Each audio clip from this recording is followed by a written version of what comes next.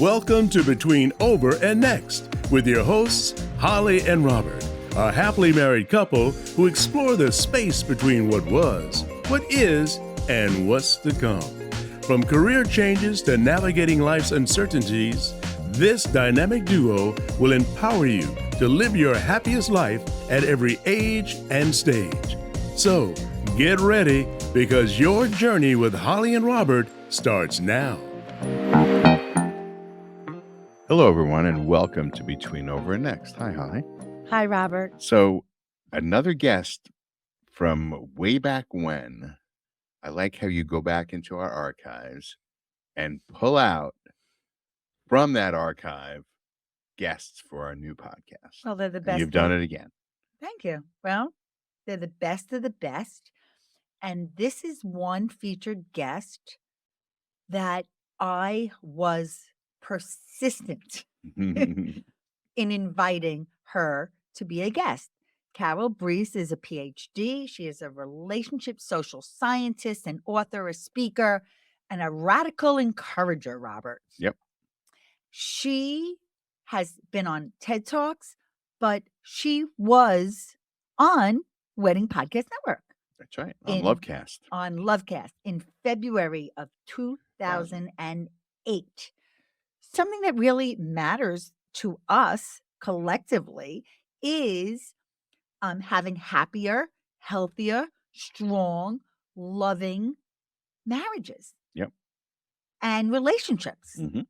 And that is something we want others to learn more about, because there's not one quick fix or one thing that makes relationships survive and thrive. No, it's clearly a combination of things, and there's no one combination that unlocks the secret to a happy marriage. I think different marriages require different combinations of things, and there's more than one way to make someone happy.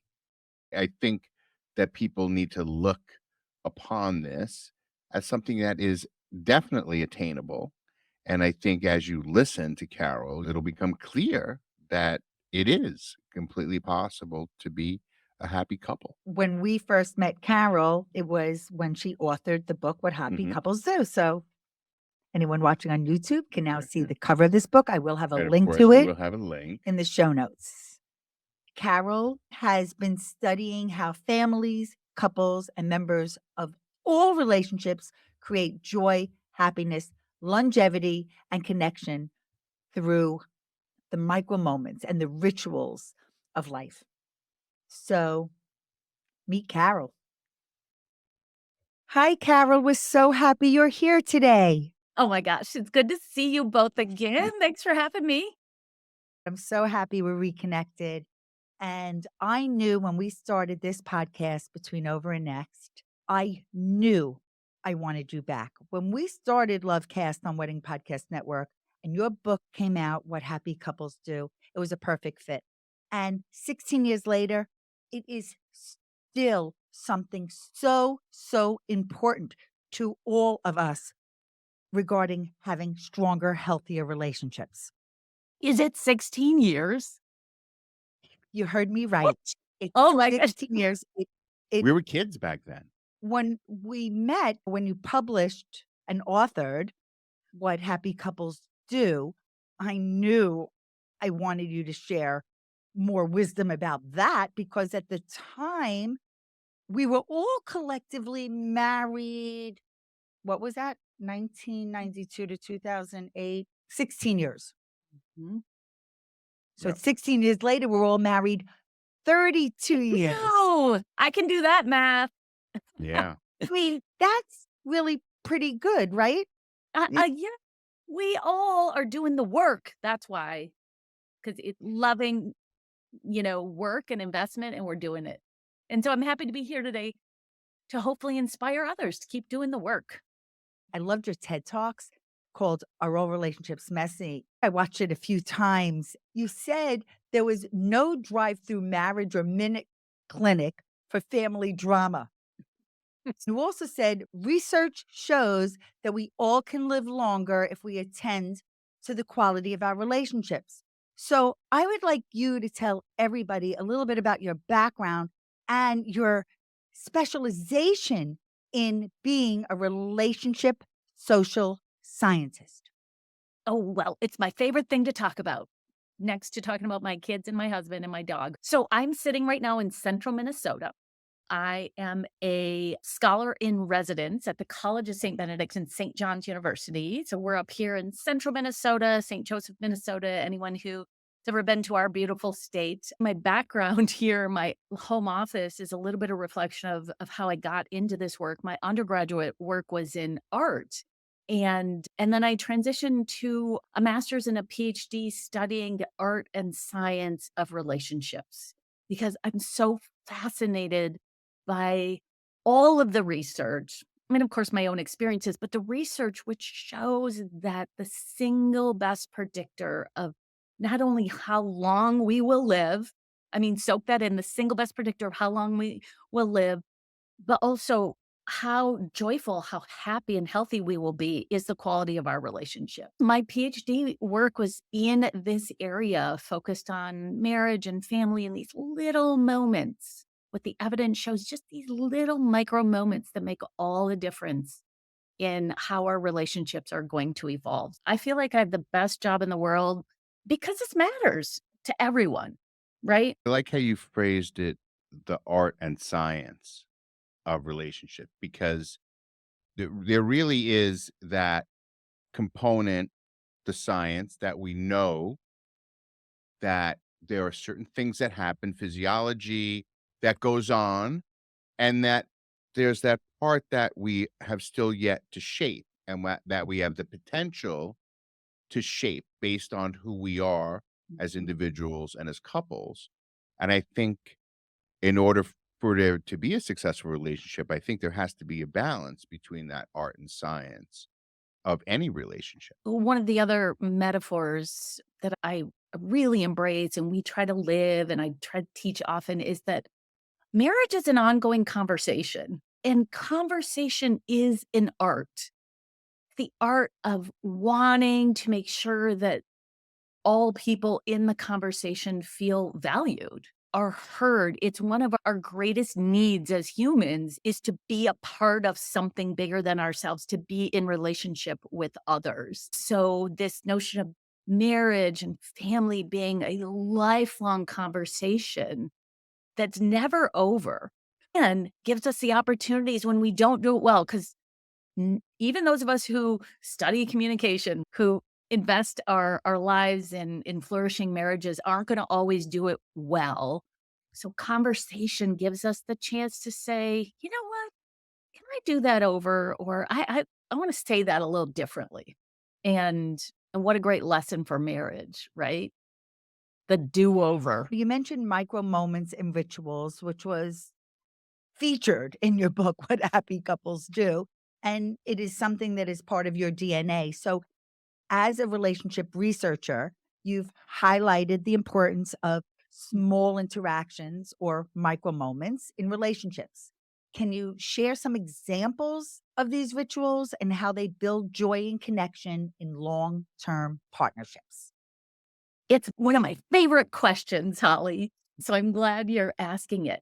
I'm going to just provide a tiny bit of context without going into a lecture, although it's tempting. When I first started sort of excavating and attempting to dig into sort of the core microdynamics of what creates the best marriages and the best relationships across all time and space and cultures, I came upon this notion of relationship ritual.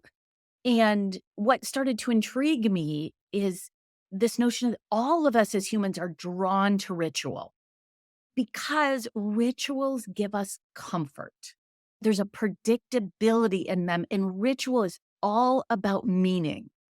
This notion of these micro relationship rituals, when we think about them, we have to think about the fact that if something is important to you and me as a ritual of connection in our relationship, in our marriage or our friendship or our family, it's because we've given it meaning, right? Rituals of connection for couples are so profound because They are these little moments that exist in all of our relationships, whether we name them that or not, that give us just this little chance to connect with each other and to say to each other, you matter, or to turn toward our partner without having to say, hey, I'm attempting to connect with you now.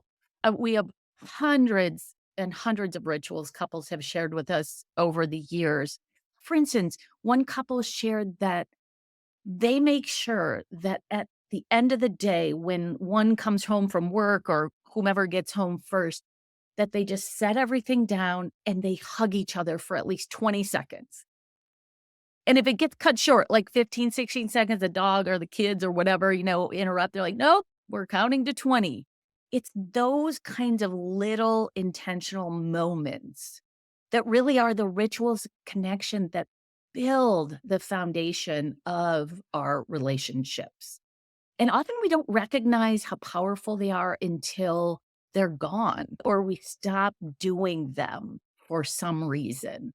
I would love for you to give just a few examples because I do think some people get lost in figuring out what that ritual could potentially be. Robert and I text each other when we're not together or when we are together. We kiss every day at 4:20 p.m. Eastern Standard Time.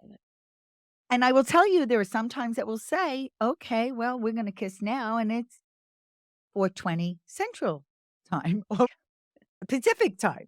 We are very aware of the moment that we do that. And that's just one example of what we do. I know that I will take his hand and hold his hand and saying, I got you. It's as simple as that. Those are just a couple of mine, but I rather know from you, from having researched thousands of couples, what a few of the more popular ones are that others may not have thought of. There's so many, and they reveal the incredible creativity of couples. There was a couple who shared in one of our interviews that they created this little nightly ritual before bedtime, a little game just for them, of checking each other's belly buttons to see if there was any fuzz, like the blanket fuzz, lint fuzz in each other's belly buttons. It became this cute little, like, oh, do you have any fuzz? And became this game over time where, they like, have you checked my belly button? And Holli and Robert, was so interesting because I was sharing that story in a presentation I was giving about what happy couples do to a room full of couples. And there was this couple that could not contain themselves. They're like nudging each other, raising their hand and laughing. And they shared that they had the same exact game that they developed in their marriage, but it had a twist. They kept the fuzz in a little jar as a Gosh. keepsake. Uh. I know. And what I love about this story so much in this ritual is that to say this to a group of couples, most of them are like, ew, or like when I share it with my students, they're like, disgusting. And what it reminds us is that what's disgusting to you as a couple or not that interesting, not a moment of connection or turning toward, has great meaning to the next couple, right? So it's how we choose to continue to invest little moments of positivity, little moments of joy and meaning that we're weaving together with each other. There was another couple that were in a tight budget. So they had agreed we're not going to buy each other anniversary cards or birthday cards because it's like, $3-4, And so they would go to the corner store together or Target or wherever, and they'd walk through the card aisle and they each pick out a card that they would give to each other if they had the $5 to spend. They'd come together in the aisle and say out loud why they picked that card and what they would write in it. I love that because it also gets to the notion that these rituals of connection do not have to cost a dime. They don't have to be date nights. They don't require babysitters. Another couple said that they hid their favorite ice cream. They had kids, right? They put the kids to bed. They hid the ice cream in the basement freezer underneath all of the frozen vegetables and meat. And after the kids went to bed, They met on the basement floor and ate the ice cream. Their ice cream I stash. love that. And then they just talked, right? It was the only moment in their day when it was quiet and it was a connection moment. Why is that so important? Why is playfulness so important? Love this question too, Holly. The long, short answer is that we have to continue to not take ourselves and our marriages too seriously while also simultaneously investing in them as if they are the serious thing that they are. Right. We as humans, we learn to play as kids. Play is our primary way of learning and brain developing. And then over time, we kind of unlearn the notion of play, and yet we all need it. So we know that from the research, the happiest couples, those that flourish, are those that time and again figure out ways to integrate joy, little moments of beauty. So if play isn't the word you want to use, what are those little moments of delight? There was a couple who shared when they went grocery shopping or on any errands, they had this little game where they parked the car and they got out of the car. And the minute the doors closed, they raced to see who could get to the front door first. And they giggled. We know now more the physiology of that too. A shared delight means a shared set of endorphins in your body. And then you get to share it with each other. It's a powerful moment of experience. I always say that it's never too late to have a happy childhood. Mm. And I think that by incorporating just these little moments, these little things that might seem silly to the outside world, helps keep you in that state of being young, young at heart, young in mind, right? Because we tend to forget what it was like to just play. Mm. We love to go bowling.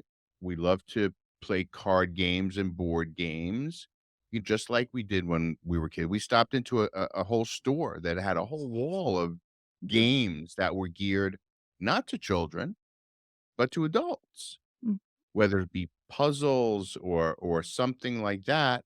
I think that tied to childhood. And one of the things that you talk about is the whole nickname thing and the secret language, the inside joke that we've all done and experienced that all originated from childhood.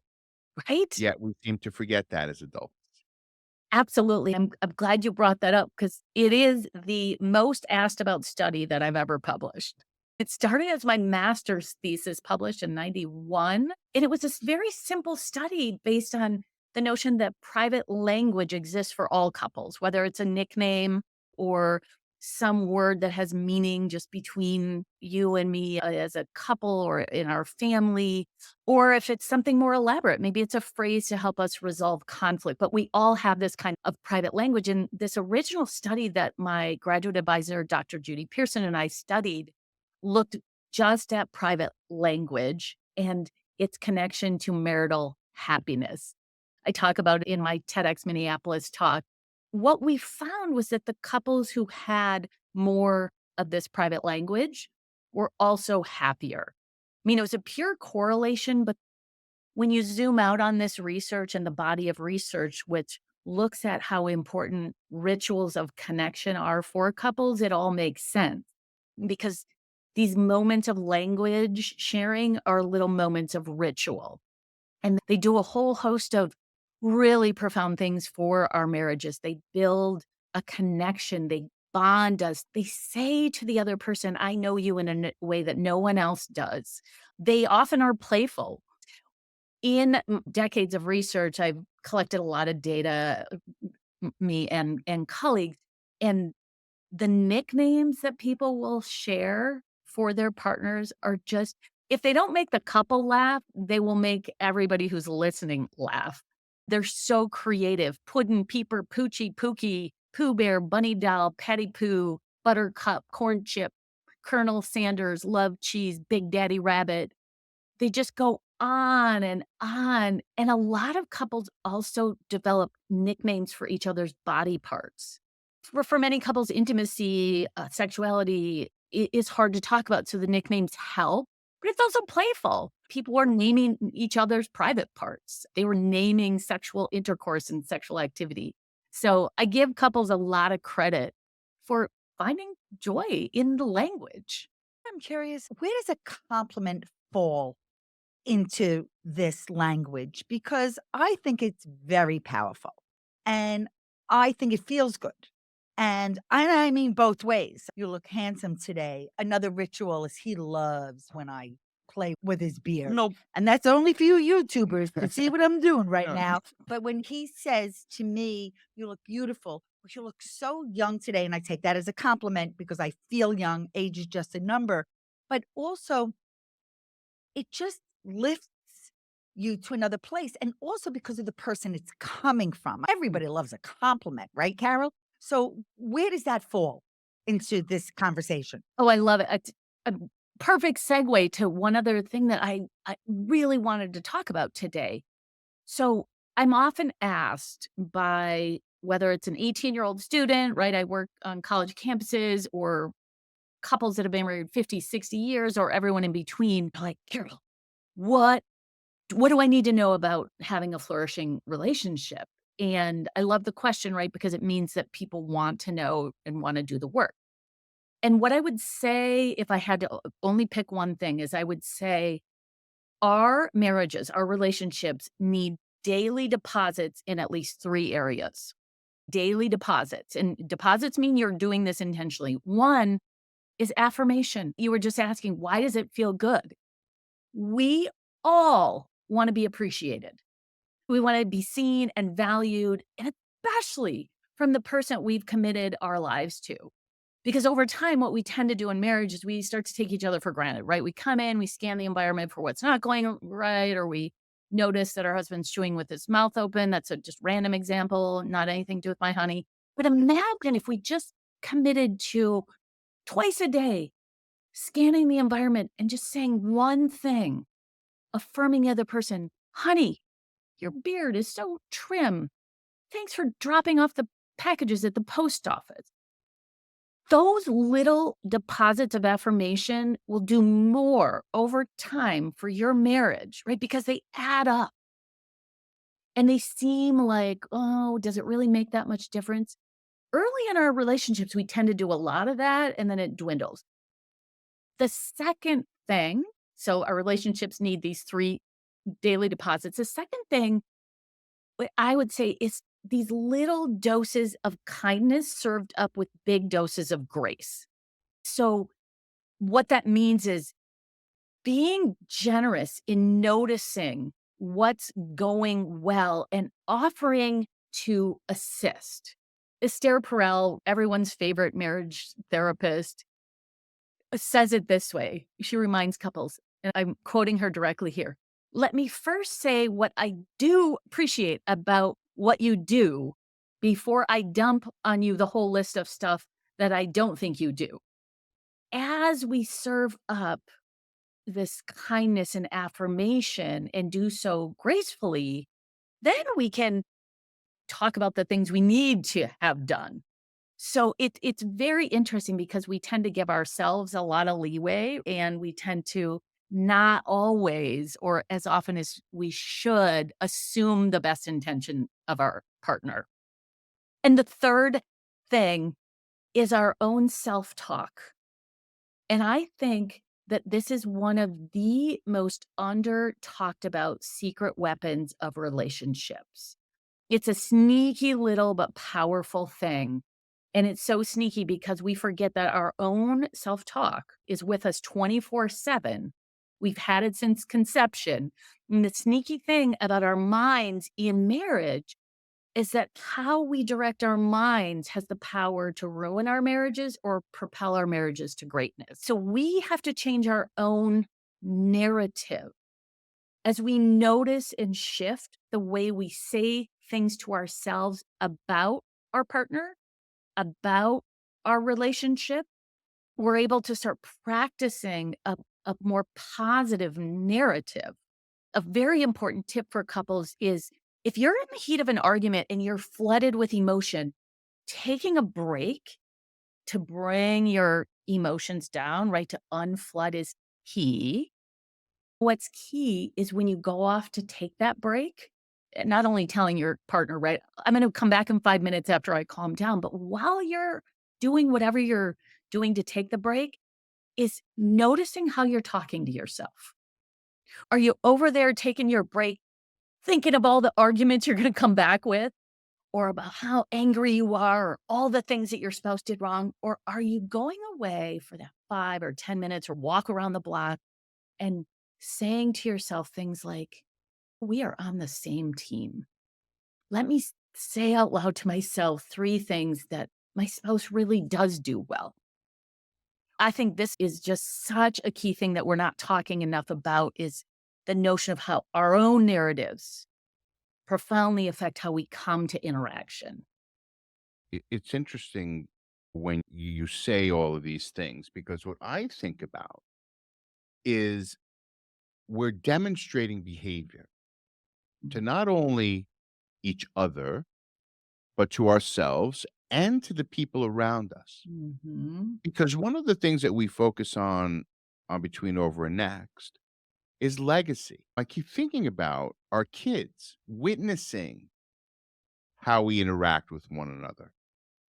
And that becomes so important because that's how they'll learn. Mhm. Because there's no magic big textbook that comes out how to have a great relationship. It's not like that. It's that accumulation of all of the things that you learn, that you take in shape, that helps make your relationship. So I like to think about what we do as something that we're not only doing for ourselves, but something we're demonstrating to our children. See, Amen. this is how it's done. And it's funny when we're talking about, secret language, like we always used to joke with the kids that we're going into the bedroom to have a meeting, right? Because we See, worked at Carol home. knew what we were But doing. we worked at home. So Yep. for us to say, oh, we're having a meeting. And it wasn't until they were probably middle school that they kind of got like we're going to have a meeting. And to this day, we still joke with them that we're going to go have a meeting, and they cringe as if they were 12 years old. And it's the funniest thing. I love, love, love that you brought that up when you talked about those daily deposits, particularly with the self talk. I think it's really important to have self love Mm. and also to be able to exhibit love, whatever your love language is. We both say, I love you to each other a lot, and we mean it. So, is there something behind that saying I love you part? So here's the thing. We all want to know we're loved. I love that both of what you're saying here is going to tie together really neatly here, because how our family of origin, or the family we grew up in, right? Our family is our first communication classroom. How love was expressed there, not always, but frequently, is how we feel most comfortable receiving expressions of love. So it could have been that your parents or grandparents or whomever, given their cultural background, given their way of being, they expressed love by getting up at 5 a.m. and scraping the snow off your car and filling it up with gas and making sure that right? And so it might be hard for that person who now is a partner or a parent to really be verbally expressive, to say, I love you. I love you. What I think is most important for a family and for a marriage is that you're able to meta communicate about what you need in terms of expressions of love. If someone's filling up your car with gas, but you're just like, that's just gas in a car, it doesn't mean anything to me. Over time, you're not going to feel loved. And so I think talking about that is key. How do I feel loved? How do I need to and want to have your love and appreciation expressed to me? Because once you can figure that out, right, then it's like, oh, I see. When it's my birthday, you clean the whole house and go have my car detailed and give the kids breakfast or whatever it is. That means you really love me. Oh, I thought it was just because you like doing those things, right? So a lot of couples face the struggle until they can figure out their love language. What my love language is doesn't mean it's the same way I need to express love to you. I need to figure out what your love language is, how you Listen, feel loved. it's not one size fits all. I Yep. get that. I really do believe a lot of what we're talking about trickles over into other relationships and friendships, not just necessarily partners and couples. Mhm. Can you share a pivotal between, over, and next moment in your marriage that required change or growth? And how did you navigate that with Brian? Mhm. Yeah.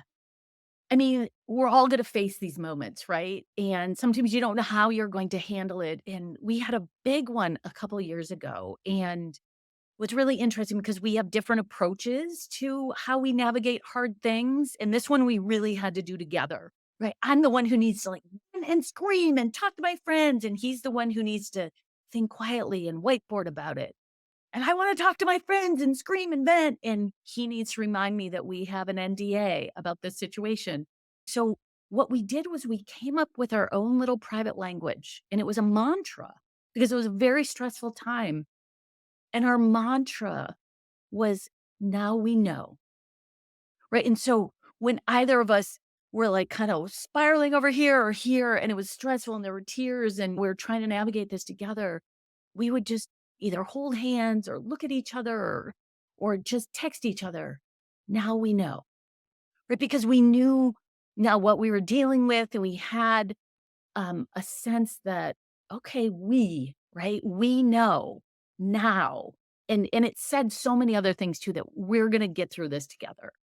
I love looking back and seeing how we did it pretty gracefully. Kudos Thanks. to It you. doesn't always happen that way. No. So let's shift gears for a Mhm. moment from personal pivots to professional pivots, because your career has spanned academia, you're a professor, you're a speaker, you're an author. All of these things have made you who you are today. Yeah, it is interesting looking back, which is such an important activity as we look back to look forward. And one of the things I always try to do is surround myself with people who will challenge my thinking and ways of being, and whether it's people I know or writers or authors. Maria Popova, who's an author, she writes the free blog. I love it. It's called The Marginalian. And one of her posts last year shared her sort of profound life lessons, and she adds another one each year. And there's one that always sticks with me. And I think it really does represent my professional pivots over time, especially as I entered this, 33, 4 years of being a professor, an author, a researcher. And here's what she said: be generous. Be generous with your time and your resources and with giving credit, and especially with your words. It's so much easier being a critic than a celebrator. Always remember there is a human being on the other end of every exchange and behind every cultural artifact being critiqued. And I love this notion because I am, as many of my students would tell you, I'm a radical encourager, right? I tend to be very generous with my attributions and my praise and encouraging others. But I've come to this point in my professional career and life to be realizing that generosity is really most pure when it feels like it's stretching you a bit beyond what you feel like you can give. And I'm not saying like empty yourself in service and all that, because we have to fill ourselves up. But what I am saying is it's something I wish I knew a bit earlier, right? This wisdom that, for instance, marriage is never 50-50, right? Some days it's 99-1. Some days it's 80-20, but we always have to be as generous as we can with our thoughts and our words and our actions, because we're going to need that too. And not only because we're going to need it, but that's been part of my evolution in thinking. It's not protecting as much because I don't like criticism. I like open up the course evaluations, always holding my breath, but this notion of being generous. It's just been a significant professional pivot. I love what you just shared. What advice would you give your younger self, knowing you wish you knew this sooner? Mm. Like, what is it that you have to be more aware of as a younger person today? That it's all going to work out. The anxiety that our young people feel and the worry and the focus on our curated selves out there in the digital age. And when we prioritize relationships, when we prioritize truth and love and generous expressions of affirmation, when we take time to talk to the people and connect with them, see them, when you go to Starbucks or the grocery store and you say to the person checking you out, like, how's your day going? And really want to know the answer. Those are the things that the best of the best research in the world shows are what will predict our long-term health and longevity and wellness. And so I just wish my younger self knew that and or believed it, right? That it's all it's really so basic. Yeah, belief is powerful, Mhm. and it's not only what you learn in the classroom. It really is a life lesson. So you said digital age. That Mm. word says an awful lot. We've got a lot going on now that makes it harder to maintain closer face-to-face relationships. I'm grateful we're able to record this together with the technology because you're in Minnesota and we're in New Jersey. But what advice do you have for trying to balance that digital and in-person interactions? Mhm. And this is an 8-credit course in itself, but we're gonna keep Mhm. it to 20 seconds. And here's the thing, I am an optimist, and I think we're at an incredible inflection point, where, for instance, most parents and grandparents are realizing that, wait a second, maybe my 8-year-old shouldn't have a smartphone. Maybe social media isn't the greatest thing. I'm actually sitting here, and it's always with me. Favorite new book, Jonathan Haidt's The Anxious Generation. I think every parent and grandparent and teacher, every adult should read this because it's evidence-based and it gives us solutions. So prioritize face-to-face conversation. I mean, this is great. Zoom is great. Phone calls are great when you can't be with people, but we have to prioritize face-to-face micro moments where we are with each other because we have a loneliness epidemic. We're not talking to our neighbors. We're doing self-checkout at the grocery store. When we're around the table, we're sitting on our smartphones. And I'm not saying it's the kids or the teens. The adults are even more guilty than the young ones. Teenagers are Right. begging their parents for more attention. When in the Yeah, history we of see ever it have all the time. all the time? We Yeah. gotta come back to the basics. And the parents and the grandparents and the caregivers were the adults in the room. So we have to create the sacred spaces, whatever that is. No phones in the kitchen, all phones parked on the table. When we're in the car together, no phones. Sit and look out the window. You don't have to talk to me, but kids want that structure. They need it. We're modeling it for them. And it's one of the most important things we can do simultaneous with something we talked about earlier, which is modeling for our kids and our grandkids, the littles that look up to us, how to have respectful, loving, equal partnerships within our marriage. And It's be so important. mindful and intentional. Those rules do need to be made about putting the phone away wherever you are and or making those plans to be in person whenever you can. It is so meaningful. So what's next for Carol Brees? Are there any upcoming projects you want to share with us that you're excited about? Tell us what's next. What's next? Well, I am working on a huge book project. It's been 5 years in the making. I can't say a lot about it right now, but in 1 year from now, people should have it in their hands. It's with a team of people that I have the great opportunity to lead. It's inspired by a young woman who died in a car accident way too young, but lived a life, her short life, one filled with art and empathy and dialogue across difference. And so one of my commitments at this phase of life is to help bring people into dialogue where there has been great difference, whether it's political divide, long hurts, estrangement, because I do believe, and Maria Popova, as I was mentioning earlier, shared this wisdom as well, that we have to expect anything worthwhile to take a long time. And even though this book project has been taking a long time, I think it's going to be beautiful and meaningful, and it's meant to be inspiring for anyone going through anything. So look for that. And I've been committing myself in our community here to helping us learn how to disagree better, because I think we need to do that with empathy and respect and in dialogue. And part of that's slowing down and wanting to hear people's story, right? Because we all have a story. We are so happy that you shared yours with us today and you enlightened us.